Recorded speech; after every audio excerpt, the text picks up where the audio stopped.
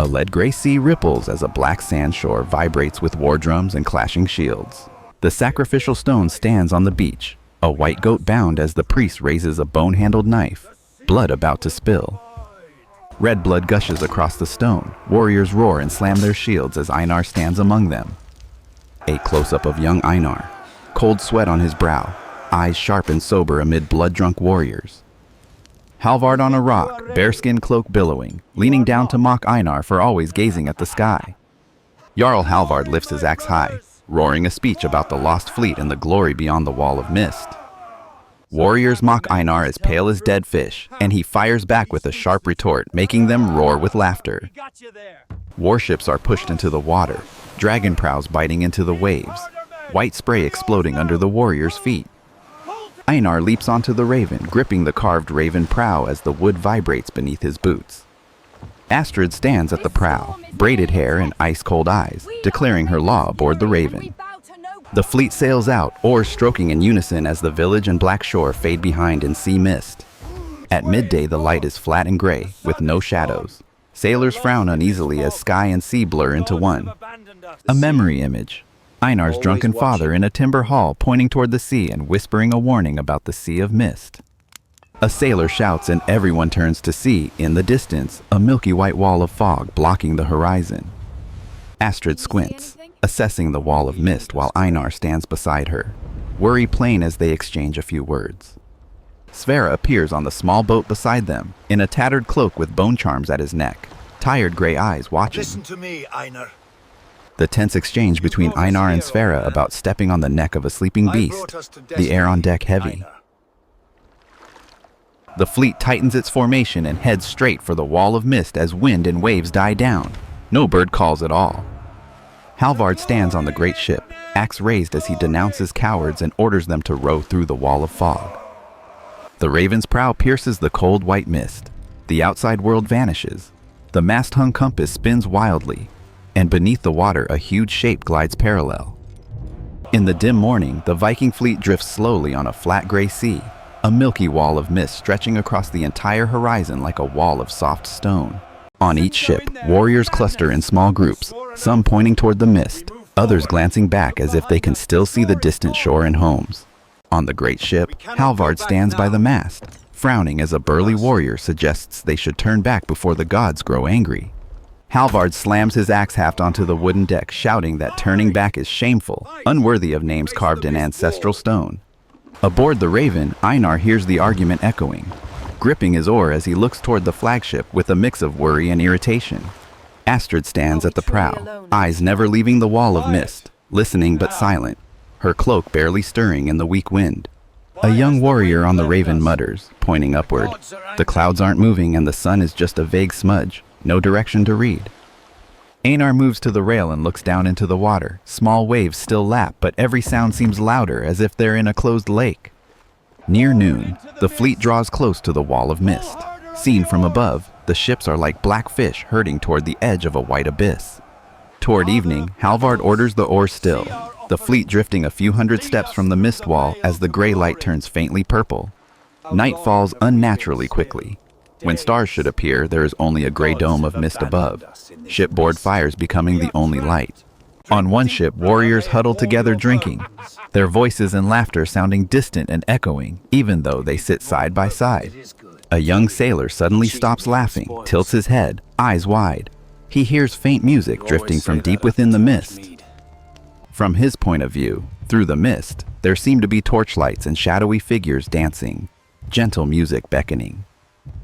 The young sailor staggers to the rail, gripping a rope, eyes fixed on the mist, lips moving as if answering the call.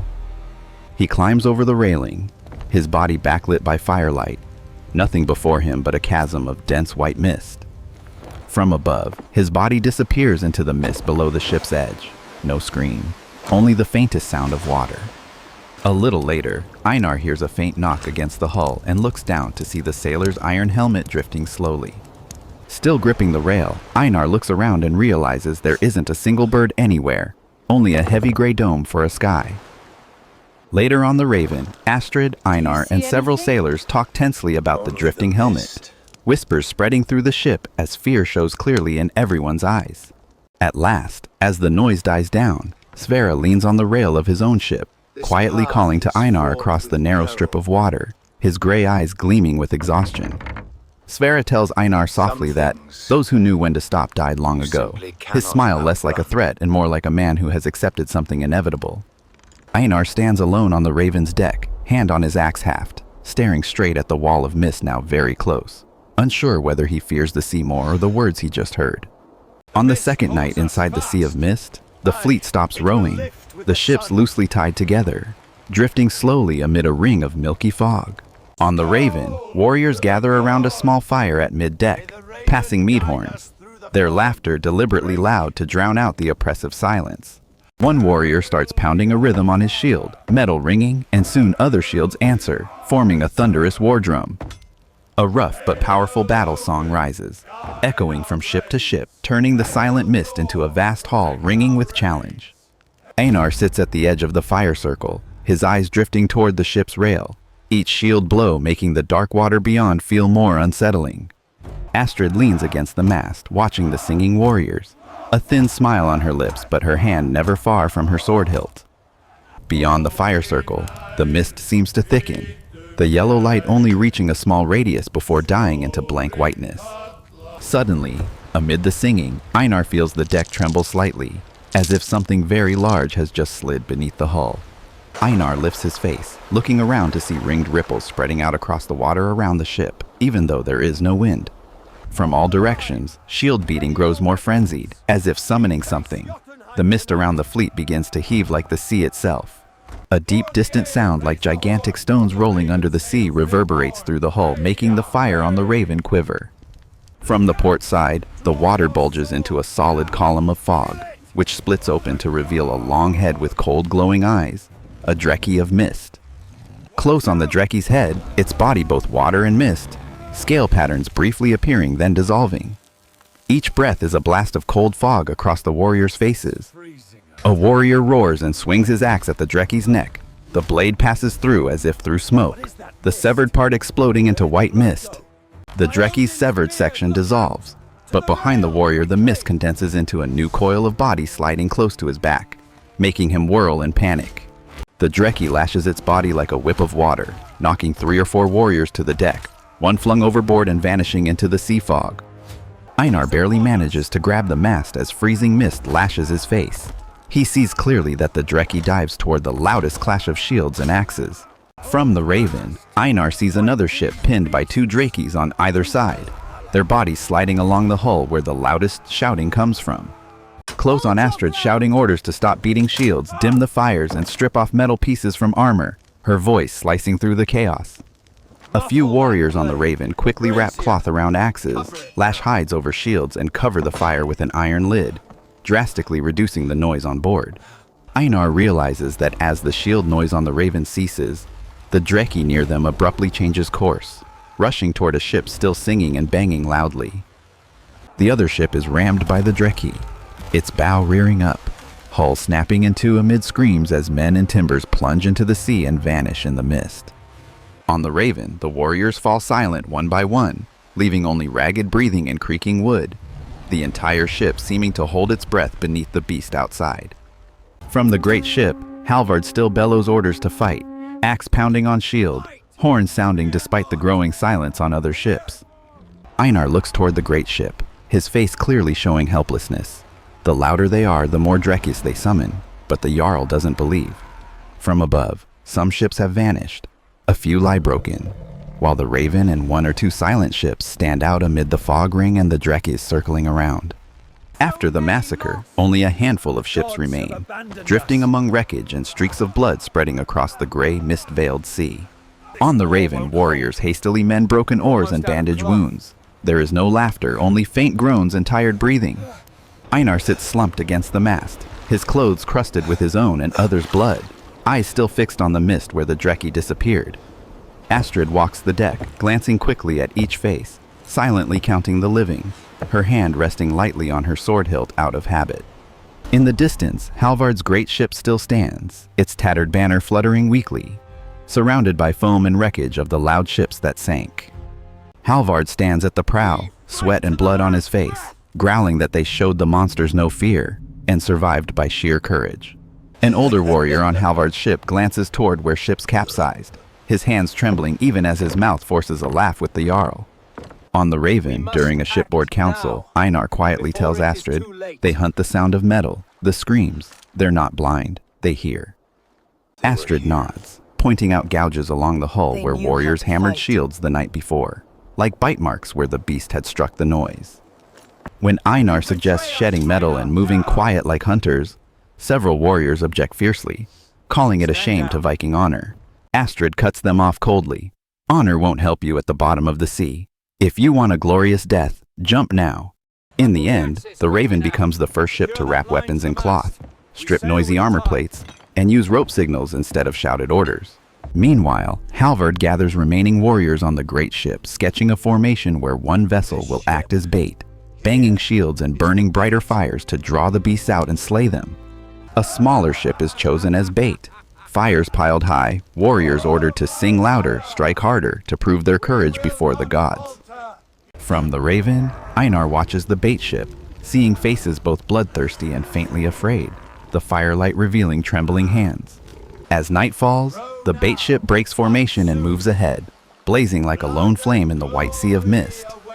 The bait ship pounds shields and blows horns, the thunderous sound carrying far, returning from the mist as a warped echo of defiance.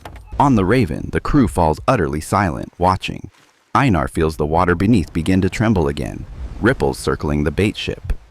The first Dreki rears up beside the bait ship, then a second and third, their bodies like living water pillars closing around the flame.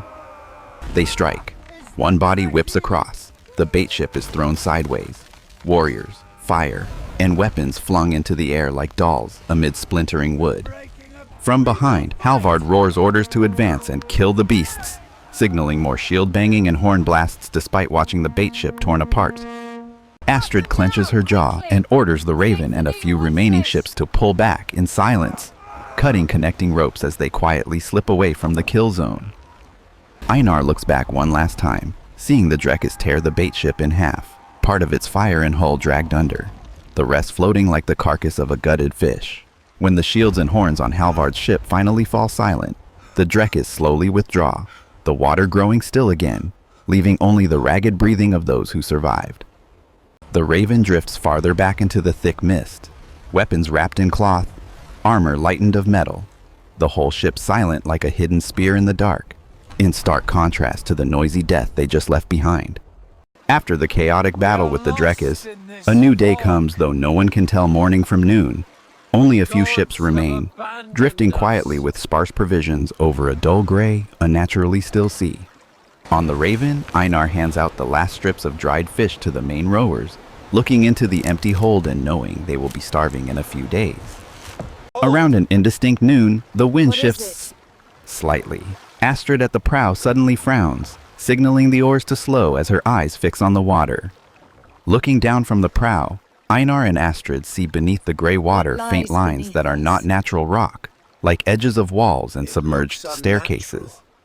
From above, beneath the ships, the water clarifies to reveal a network of stone streets, plazas, and broken pillars, a vast stone city lying still on the seabed. On the Raven, a sailor holds his breath and points downward. Look, it's like we're sailing over the rooftops of an entire city. Astrid orders the ship to row in a slow circle, avoiding protruding rocks as they study what lies below. On the nearby ship, Sverre stands frozen, hands gripping the rail so hard his knuckles turn white, his face paler than the mist. A warrior jokes to Sverre, never seen rocks before, but his laugh is forced, his own hands shaking as he looks down at the rows of broken columns. As the light dims, a pale greenish glow rises from the depths, threading through column gaps and archways, making the entire drowned city faintly luminous. On the Raven, deck fires seem dim compared to the green glow below, casting an eerie underlight on the warriors' faces as if lit from beneath. Einar leans close to the water, seeing more clearly. A massive toppled statue half buried in sand, one hand still reaching upward as if trying to grasp the ships passing above. A bird's-eye panorama. 3 ships hover above a vast circular stone plaza. At its center, a dark pit where the green light is most intense. That night, the fleet anchors in the shallows above the plaza, no one daring to speak loudly, They sleep fitfully in the strange green glow that breathes against the hulls. Einar lies near the rail, eyes closed but mind filled with images of eyes wide open in that black pit below, staring straight up at them. In the middle of the night, Einar jolts awake, feeling a whisper not in his ears but in his mind. A stream of images of other fleets that came here and drowned. The next morning, as everyone is still groggy, Sverre asks to be brought aboard the Raven to talk. His face looks 10 years older after a single night. On the Raven's deck, Sverre sits down with his back to the mast, voice hoarse as he tells them he has been here before with another fleet, larger and greedier. Flashback. A larger Viking fleet in the mist, full of fire and laughter, closing in on a newly revealed drowned city that looks exactly like what they now see. The flashback continues. Warriors of the old fleet use hooks and ropes to latch onto statues and pillars, trying to haul treasure and carved stone aboard, laughing off vague warnings. Flashback. On the stone plaza below, as a god statue is torn from its place, a concentrated green light surges up from the central pit, flowing like liquid through grooves in the floor. Flashback. The first mist Drekis rise around the old fleet, not just a few, but swarms of them, their bodies weaving between stone columns like serpents through a forest. Flashback. Ships break, men fall, screams thick in the mist. Amid it all, a younger Sverre swims clinging to a plank, staring down at green eyes opening on the seabed. Flashback. In the end, only Sverre remains on a wrecked fragment grounded atop a pillar as night falls. And from the dark pit in the plaza, a voice not human begins to speak inside his head. Back in the present on the Raven, Sverre admits he bargained with the thing down there. Bring more people here in exchange for being allowed to leave the Sea of Mist alive. A young warrior jumps up, reaching for his knife to lunge at Sverre, shouting that he's a traitor, a sorcerer who sold his soul to monsters. Astrid grabs the warrior's collar, yanking him back while Einar lays a hand on his axe, but keeps his eyes on Sverre, weighing whether he lies. On Halvard's ship, when he hears that Sverre speaks of a sea guardian, the Jarl laughs loudly, calling it a craven tale invented to excuse running away. After hearing the whole tale, Einar goes to the rail to look down into the pit again. This time he sees more clearly the guardian's form, an immense mass of coral and fishbone like a human face eroded by the sea. In that moment, a cascade of images flashes through Einar, his village, successive fleets, the Sea of Mist swallowing them all, as if the guardian is showing him the future if the bargain continues. When he blinks, the images vanish, leaving only gray-green water and murky green light. He realizes his hand is gripping the rail so hard his fingers are numb. A distant wide view. The tiny fleet hangs like a cluster of insects over the surface of a vast glowing stone city, with the central black pit, the guardian's wide open eye, waiting patiently. The morning after anchoring above the drowned city, no one talks loudly anymore. Aboard the ships, warriors eat less, their eyes often drifting toward the faint green glow rising from below. On the Raven, Einar sips bland water, hearing low arguments at the bow. Some whisper it would be best to beg whatever is down there to spare them. Astrid strides over to the group, her gaze icy. With a single look their whispers die, though fear still lingers in their eyes. On Halvard's ship, the mood is different, taut as a drawn bow. The Jarl gathers the survivors, eyes tired but feral, his hand on his axe as if fused to his body. Halvard speaks of dwindling supplies and lost ships, then lowers his voice. But the thing down there, it hears us. Maybe it hears pleas as well. A warrior suggests, if it wants blood, we give it blood, from the weak and the troublemakers, so the strong can go on. Some object shouting that they cannot sacrifice their own. The argument grows, splitting into two sides, one crying honor, the other survival. Halvard finally roars for silence, then points toward the Raven and other ships. They fell back, disobeyed, no longer mine. Let the guardian choose from them first. Instead, another warrior whispers into Halvard's ear. Or, we sacrifice right here on our own ship, prove our devotion, then beg it to shield us? On the Raven, Astrid and Einar are also discussing. If Halvard chooses sacrifice, what will they do? Some say they should break away, others want to kill the traitor guide. Sverre leans on the rail, hearing everything without reacting, his eyes devoid of the strength to argue. Only fatigue and acceptance remain. Astrid is firm. On this ship, we sacrifice no living souls to anything. If they do it over there, that's their sin. But anyone trying it here, I kill first. Einar adds, and if what's beneath wants blood, it's had plenty. We are not shepherds leading one lamb at a time to the wolf. By afternoon, Halvard sends small boats to each ship, quietly asking who is willing to perform the rite in exchange for protection. Some warriors on other ships begin to waver. When the small boat reaches the Raven, Astrid stands at the prow, hand on her sword, calmly stating, "This ship will not take part. Tell the Jarl that." That evening on Halvard's ship, a clear space is cleared on deck, goat blood poured over planks, and a makeshift altar erected. A small group of sinners is dragged out, one accused of stealing rations, one of defying the Jarl, one blamed for bad luck. Their hands are tied behind their backs with wet rope. One of them shouts toward the Raven and the other ships, "Brothers, you'll let them do this?" His voice half swallowed by the mist, but still reaching Einar's ears. On the Raven, several warriors shoot to their feet, gripping weapons. Astrid raises a hand to stop them, exchanging a look with Einar. If they interfere, it will become war among men. Halvard raises a knife, slitting the throat of the first goat laid on the altar, its blood running down the planks and dripping red into the green glowing water below. For a moment, the water around Halvard's ship ripples as if something beneath twists slightly. Concentric circles spread from where the blood falls. A massive shadow sweeps beneath the hull, a mist Dreki rising not far away. But this time it does not attack Halvard's ship. It merely circles as if standing guard. The whole fleet sees it.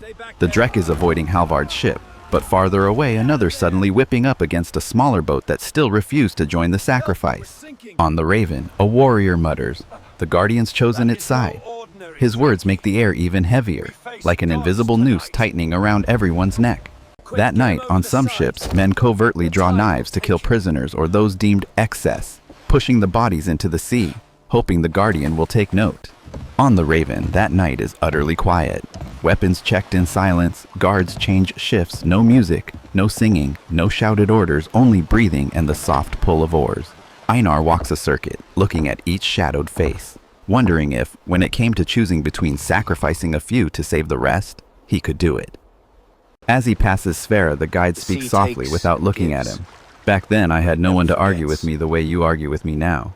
Einar doesn't reply, just looks out toward the ships that have begun rites, their red firelights flickering on green water.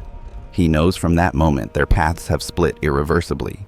From above, the fleet has split into two clear groups, several bright noisy ships clustered around Halvard's, and the rest pulled back into thicker fog with dimmed fires like silent shadows. Below them, the stone city still glows, the Guardian watching in silence. The next morning, the mist is thicker than ever. Sky and sea seem fused into one gray mass, with only the drowned city's green glow seeping up like veins. Aboard the Raven, everyone wakes with the same feeling. They dreamed last night, but none can say what, only that something was looking in on their minds. Einar sits still for a long time, head in his hands, feeling as if muddy footprints have walked through his mind, every thought turned over and touched. On the opposite side, on Halvard's ship, the Jarl stands rigid at the prow, eyes shadowed from lack of sleep, but his mouth curved in a smile like he's heard a private secret. A warrior bluntly asks Halvard, "You dreamed of it too last night?" The Jarl simply answers, "I did not dream. It spoke to me." On the Raven, Astrid pulls Einar to the rail, forcing him to describe what he felt.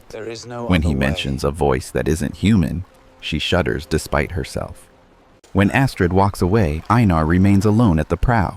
He looks down into the black pit at the center of the stone plaza, and this time the green light flares brighter, like answering his gaze. The world around fades.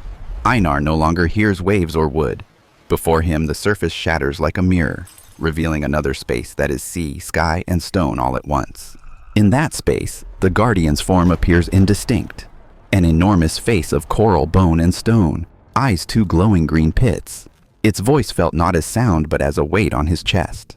The Guardian shows Einar a future, other Viking ships, future generations, fleets entering the Sea of Mist one after another, smashed by Drekis.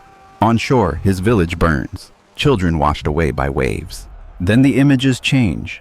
If Einar accepts to lead in Sverre's place, the Guardian shows him a new harbor city, rich with gold and slaves, his people in power while other fleets are led here as offerings. The Guardian's voice has no words, just a thought pressed into his mind. "Bring them, and I let your bloodline live. Refuse, and I devour you and all that remembers your name." On the Raven's deck, seen from outside, Einar stands frozen at the prow, eyes open but unblinking, palms bleeding where he's gripped the wood hard enough to tear skin. Astrid approaches, seeing Einar's eyes reflecting deep water green. She curses under her breath and yanks his shoulders hard, trying to pry his gaze away from the pit. Einar snaps back, gasping. For a moment he still sees the last images. Among them himself, older, standing beside Halvard, leading a new fleet into the Sea of Mist. Meanwhile, on Halvard's ship, the Jarl orders preparations for a new rite. Not just goats, but prisoners as well, to prove we are the Guardian's right hand. On the Raven, Sverre hears Einar recount the offer, his face going chalk white. It promised the same before. It doesn't keep bargains, it only changes its way of eating. Sverre elaborates. The Guardian is chained to the stone city, unable to leave the Sea of Mist. The Drekis are only its eyes and teeth. To escape, two paths. Keep feeding it, or smash where it lies. Astrid looks down at the stone city, eyes narrowed. Smash it means we have to stand on it. The weight of that sinks in. They must leave the ships and go all the way down. Einar proposes using ropes, small boats, and planks to make a temporary bridge from the surface to stone rooftops near the waterline, waiting for the lowest tide to climb down. Some warriors protest. What's a Viking without his ship? Astrid retorts. A dead Viking is just meat in a fish's belly. In the end, half the Raven's crew, mostly younger men less bound to old honor, agree to descend with Einar and Astrid. The other half stay aboard to hold ropes and be ready to row if any chance to flee appears. On Halvard's side, the new rite begins. Prisoners kneel bound around the altar, warriors shouting the gods' names, their bravado tinged with terror like men clapping and trembling on a beast's back. As the first knife touches human throat, the Sea of Mist surges, pillars of fog rise, Drekis rush in. Yet again they coil around Halvard's ship like a warding ring, then speed away to attack farther off. On the Raven, Einar watches, understanding the Guardian's words more clearly. If Halvard continues, the Sea of Mist will have a new shepherd, and the whole outside world will become the flock. From above, the Raven and a few silent ships slip away from the bright ring around Halvard, drifting toward shallower water where stone rooftops nearly break the surface. Behind them, chants and blood sacrifices continue. Ahead, rock and darkness wait for their feet. The tide recedes painfully slowly. Around the Raven, the sea drops, jagged stone rooftops and broken column tops emerging from the gray water like the ribs of a giant beast. On the Raven's deck, Einar tightens a rope around his waist, testing the pull while another warrior fastens it to mast and rail. Thick coils of rope are prepared like veins linking ship to the stone below. Astrid picks a dozen sturdy, sure-footed men, giving them light shields and axes, ordering every loose scrap of metal wrapped in cloth so no clatter rings when they touch stone. Several long planks are laid from the ship's rail to a stone rooftop just below the surface, half submerged. Small waves make the bridge quiver, like a trap waiting for a single misstep. Einar is the first to step onto the bridge. With each step, the plank bends under his weight, his heartbeat blending with the timber's groan. Beneath him, gray water and dark submerged steps wait. As Einar's boots touch the stone rooftop, a freezing sensation shoots up his shins. Algae-slick rock makes him skid half a step, but the taut rope and a comrade's grip haul him back. From afar, a rope-tethered line of men stepping from the Raven to the stone rooftop looks like a fragile thread between the living world and the realm of dead stone and water. Once Viking boots are on stone, they drive cloth-wrapped iron stakes into cracks, hooking ropes to create a midway station from which rooftops link together like a chain of tiny islands. Small groups move along the stone roofs, hands on ropes, stepping lightly.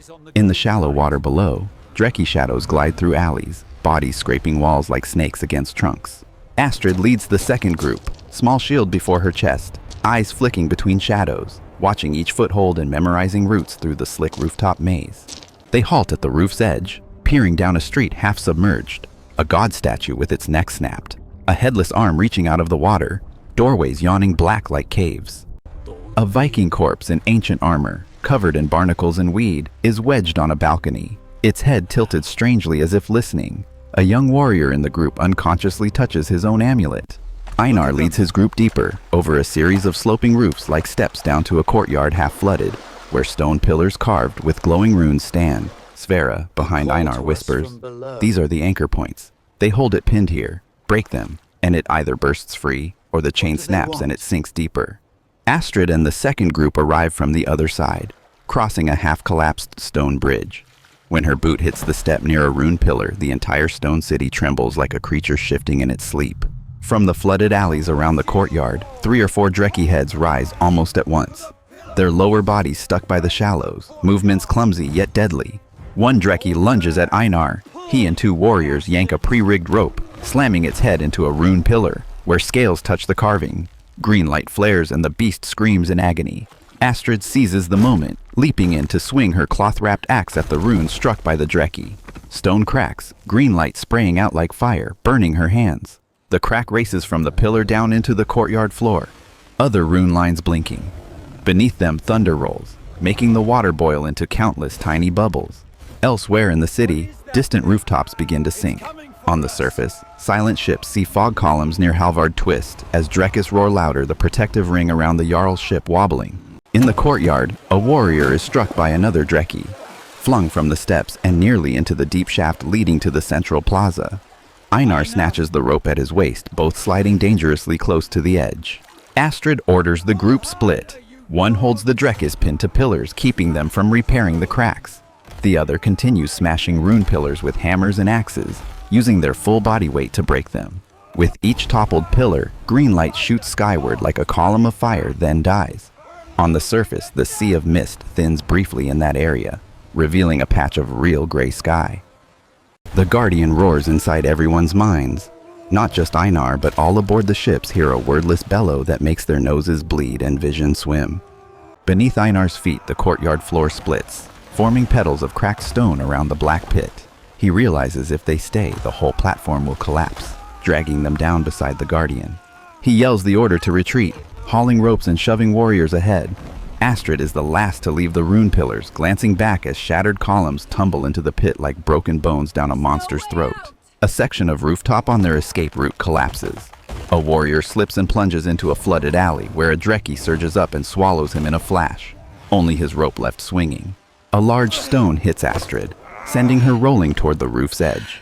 Einar dives, sliding on his knees to catch her collar, both dangling over a gap filled with mist and spray.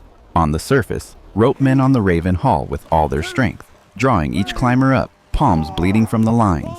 In places, stone edges strain the ropes until they scream like they're about to snap. As the last man grips the plank bridge, the stone city below starts sinking faster. The rooftops that bore their steps are swallowed by water again, leaving only columns of bubbles. On Halvard's ship, the Dreki warding ring falls into chaos. One slams into the hull by mistake, tilting the ship. Halvard suddenly realizes it's getting harder to tell whether he's sacrificer or prey. When the Raven hauls Einar, Astrid, and their group aboard, the water on their bodies glitters greenish like oil. Some warriors' eyes are still wild, having stood in the Guardian's throat and crawled back out. They look down to see the city's green glow dimmed, the black pit at the plaza's center deeper and darker, like an eye squinting, not in mercy, but from a blow painful enough to make it withdraw. From far above, the sea of mist still spreads, but a patch near the Raven has thinned, a tiny tear in the gray cloak. The ruined fleet drifts, one side clinging to the Guardian to survive, the other having struck it and not yet knowing if they can truly escape.